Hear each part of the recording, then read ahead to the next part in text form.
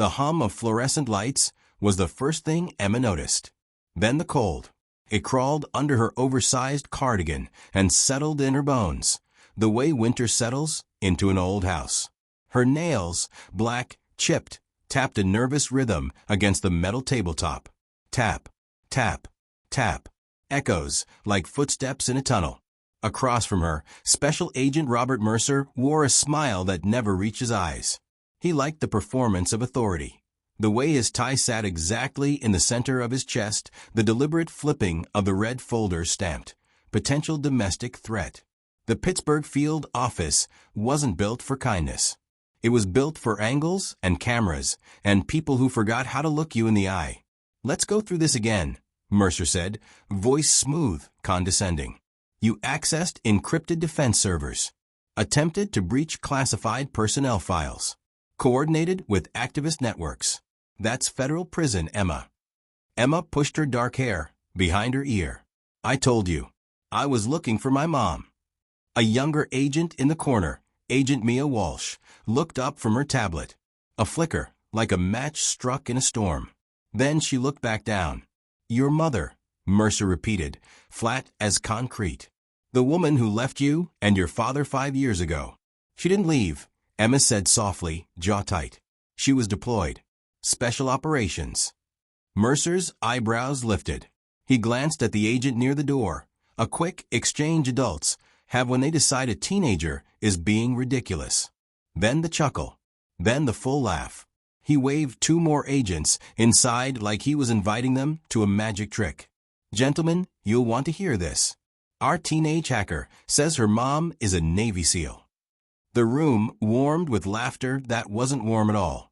"That's cute," one said, coffee stain on his tie like a permanent bruise. "Women aren't SEALs." Emma kept breathing. That was her only rule. In, out. Don't break in front of them. Don't tell them about the sand she once shook from her mom's boots, though they lived nowhere near a beach. Don't tell them about the midnight phone calls in coded phrases. Don't tell them about the scar that appeared one summer and how no one ever explained it. "You're inventing stories," Mercer said, leaning in, the folder now a weapon. "Hackers lie. And you're 16. "I want to know if she's alive," Emma said. Her voice shook but didn't break.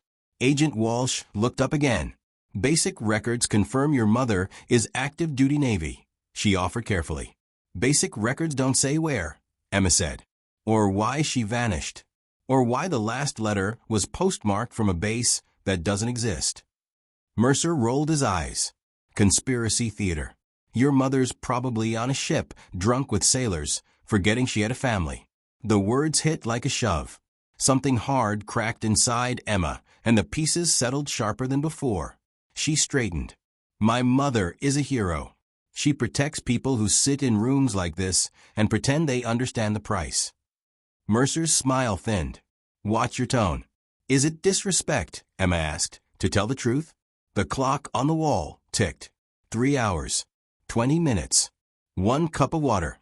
Her throat burned. The room kept shrinking. A phone buzzed. Agent Walsh read a message and lost all her color. She stood, whispered to Mercer. He shooed her away with a flick of 2 fingers. "Let's get back to your fantasy," he said. "Your mother, the Navy SEAL." Outside, voices rose. Boots pounded down the hall. Radios chattered like insects in the dark. Emma's pulse synced to the sound. Something was coming. She held her breath. What happens when the truth walks through a door you've been told doesn't exist? The handle turned. A hush fell like snow.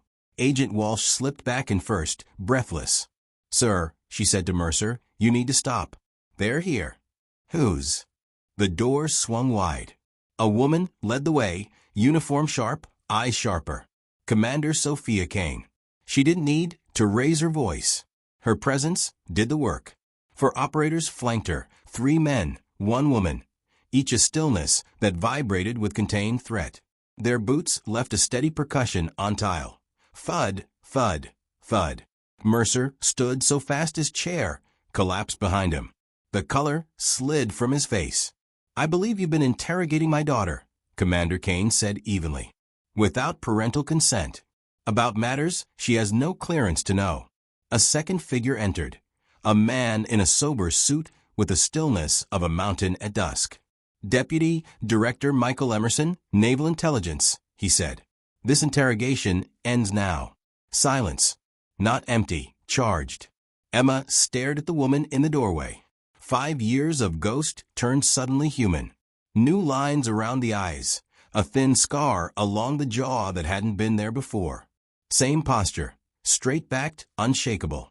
Same eyes as Emma's. Green, steady, devastating. The coffee stain agent swallowed. The other leaned off the wall like gravity changed. "Team Epsilon operations are above your clearance," Emerson told Mercer, every word clipped. Far above it. Mercer's mouth opened. No words came out. The female operator, blonde hair close-cropped, locked eyes with Emma for a heartbeat. A nod. Not warm acknowledgement. You saw a thing and held it. That matters. Commander Kane stepped to Emma's side. Up close.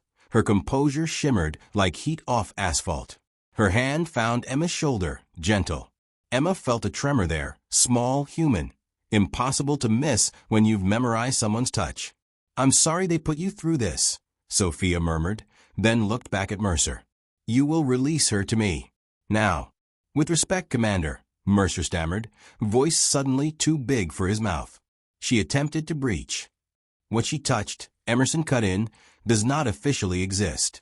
Your mockery wasn't only unprofessional, it edged toward compromising national security." Pens appeared. Thick stacks of non-disclosure slid across the table. Emerson's voice lost warmth it never had. "You will sign. You will not report. You will not email. You will not breathe a word of Team Epsilon." The operators took positions at the doorway, shadows with pulses. The room smelled like cold metal and paper ink and fear. Agent Walsh stepped forward, eyes on Emma. "I'm sorry," she said quietly. "I should have stopped it." Emma didn't trust her voice.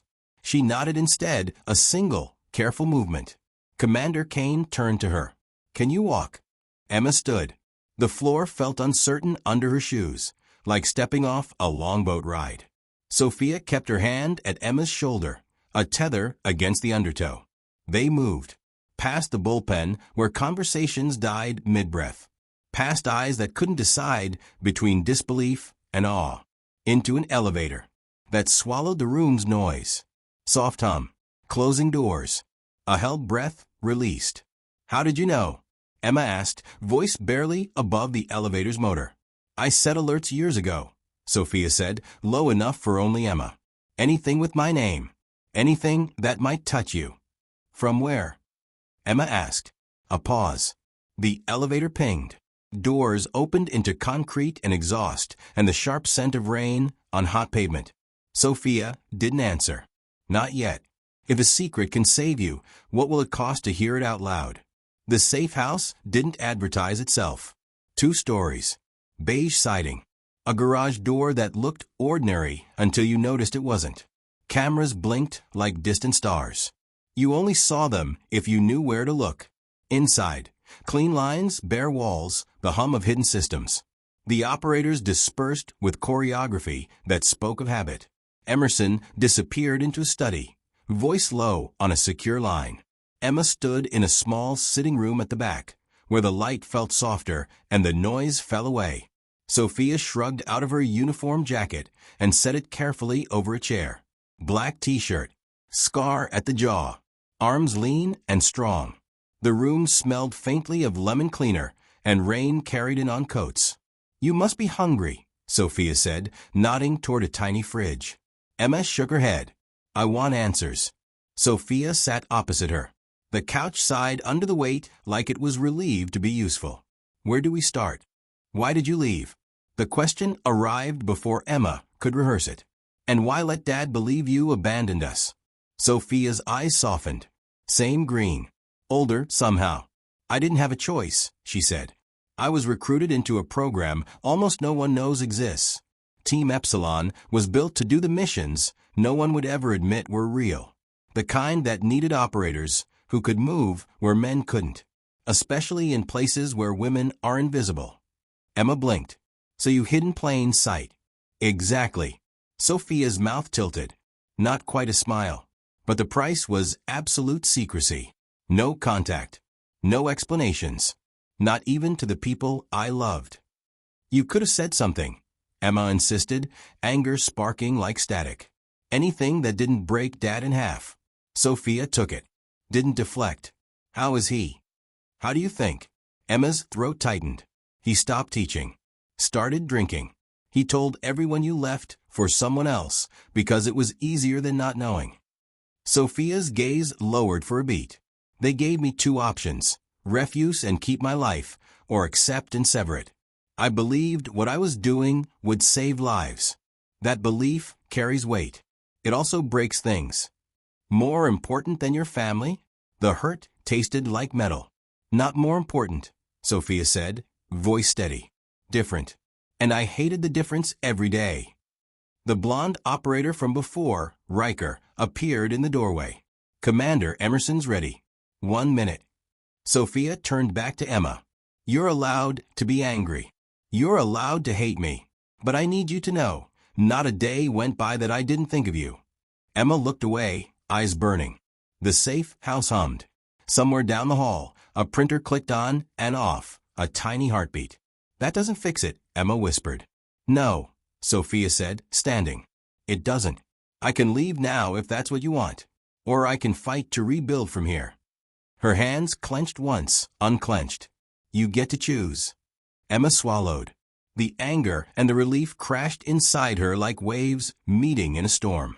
She pictured the interrogation room shrinking around her, and then this, space, breath, a chair opposite her mother. Talk to Dad, she said finally. He deserves the truth. Sophia nodded. We'll do it carefully. But we'll do it. Agent Walsh came by later, awkward in the doorway, with Emma's backpack and phone. We've been told to return your things, she said. And, I'm sorry. It was cruel. Emma weighed her for a moment. Saw the regret like a bruise. Thank you for saying it. Walsh slid a card across the table. When you're 18, FBI Cyber Division could use people who stand by the truth, even when it hurts. After Walsh left, Emerson returned with Sophia. Arrangements were being made. A plan forming in the air between them.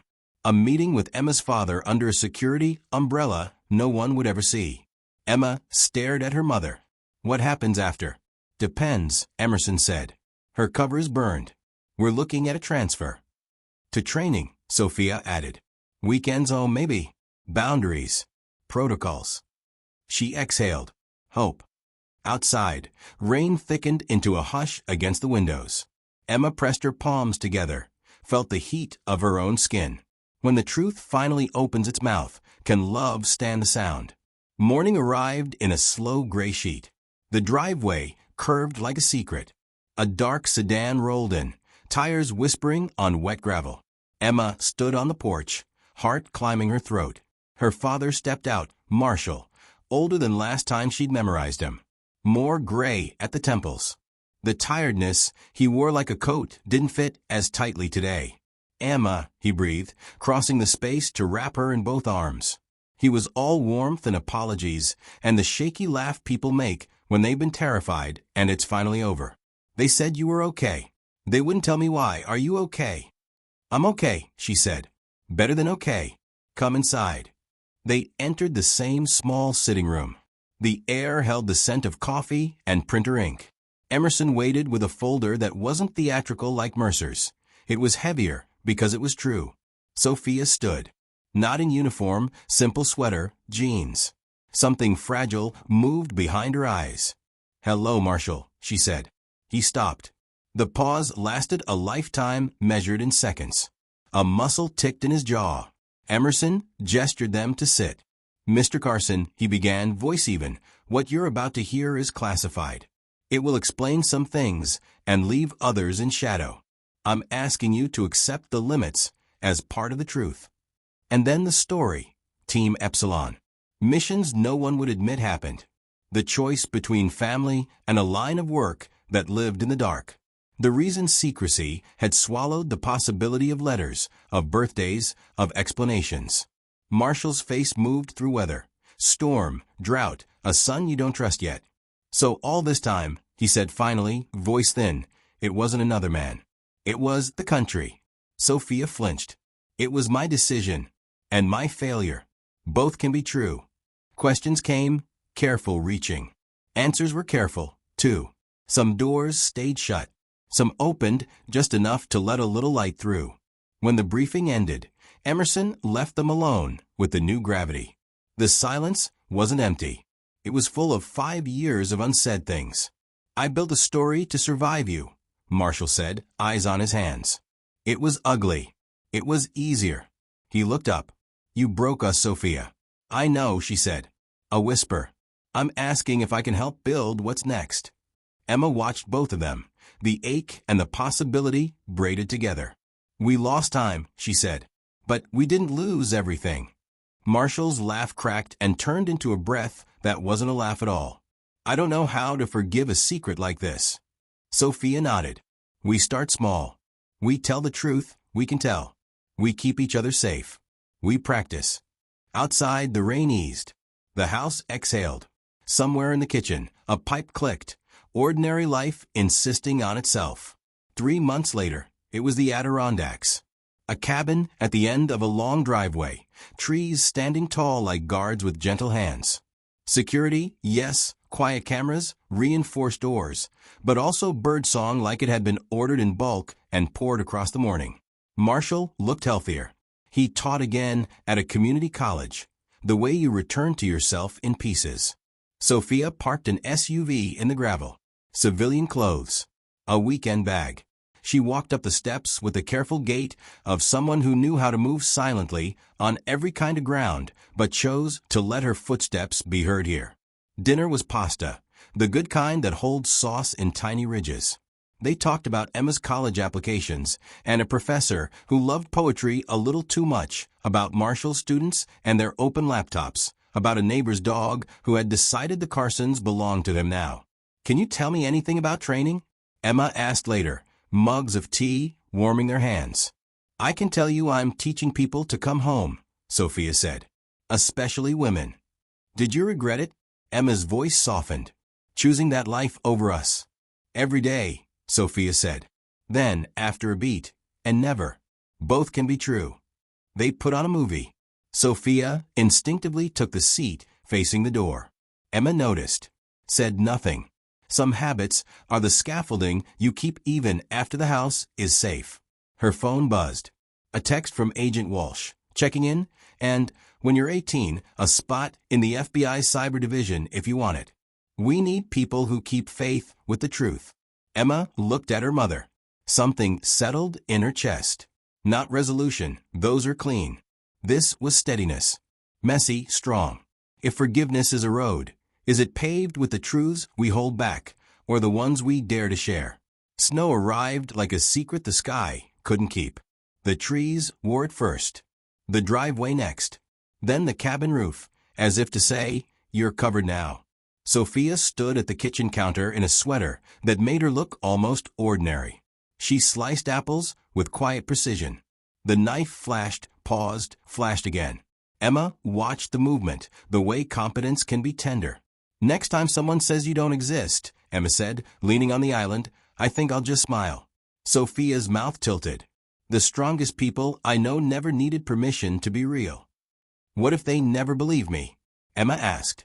Then you'll know whose opinions were worth carrying, Sophia said. And whose would have broken your back. Outside, a wind rose and threaded itself through the pines, making them hum. Inside, the kettle whistled. Marshall shuffled in, hair mussed. The softness of slow mornings finally returning to his face. He kissed Emma's head, squeezed Sophia's shoulder. No one flinched. That, more than anything, felt like victory. They ate pancakes and apples. They argued about syrup. They laughed about how the neighbor's dog, Captain, had learned the security code by watching too closely and now visited uninvited. Emma told them she'd been offered an internship. She didn't say yes. She didn't say no either. She let the possibility hover. Some futures are best approached like deer at the treeline, slowly, quietly, with your hand out but open. Later, Emma stepped onto the porch with her coat pulled tight. The snow crunched under her boots, each step a soft drum. The air tasted like ice and pine, and the start of something. She remembered the interrogation room, the hum, the cold, the laughter that sounded like knives. She remembered the door opening, the boots, the sudden, impossible flood of truth. She remembered the safe house, and the way the lemon cleaner couldn't erase the smell of fear. She remembered her father's face, as the lie he'd sheltered under blew away like dust. She closed her eyes and let the wind press against her, not as an enemy, but as a weight you learn to lean into. Somewhere, in places without names, people were doing work no one would clap for. Some of them were women. Some were mothers. Some had scars along their jawlines where the world had learned to leave them alone. The front door creaked. Sophia joined her, shoulders brushing. For a moment they said nothing. Shared silence can be the truest language. "You know what I missed most?" Sophia asked finally. "What?" "Your laugh." A small smile. "It sounds like a door unlocking." Emma laughed, and something swung open in the cold. Footsteps scuffed to their right. Captain trotted up the steps with scandalous pride, tail thumping the railing. He'd brought a stick too big for his mouth. He dropped it, looked between them like a referee. Okay, Emma said, tossing the stick. It skidded across the snow like a skip stone. The dog bounded after it, Joy a clean line in the white. Sophia watched him go. "You can take the internship," she said, eyes on the horizon. "Or you can say no. Or you can carve a path no one has named yet. Whatever you choose, I'll be here. As much as I'm allowed. More than I was." Emma nodded. The wind shifted. The trees answered. Somewhere far away, a radio cracked and hushed and cracked again. The world doesn't stop needing brave people. It just learns to be grateful for them quietly. She looked up at her mother. "I'm not afraid of secrets anymore." "You shouldn't be," Sophia said. "You learned how to hear the truth inside them." There was a time Emma would have begged the world to believe her. Now she understood something steadier. Belief starts at the kitchen table, in the safe silence, in the way hands reach without hesitation. She picked up the stick Captain had abandoned and began to write in the snow. EMMA. She hesitated, then traced another name beneath it. SOPHIA. The snow didn't keep the letters for long. That was okay. She kept them. "Ready?" Sophia asked. "For what?" "For whatever comes next." A glint. A promise. Emma smiled. "Always. If the world measured strength not by applause, but by what we carry in silence, how strong are you really?" Before you go, whose truth have you defended when no one else believed it? And what did it change in you?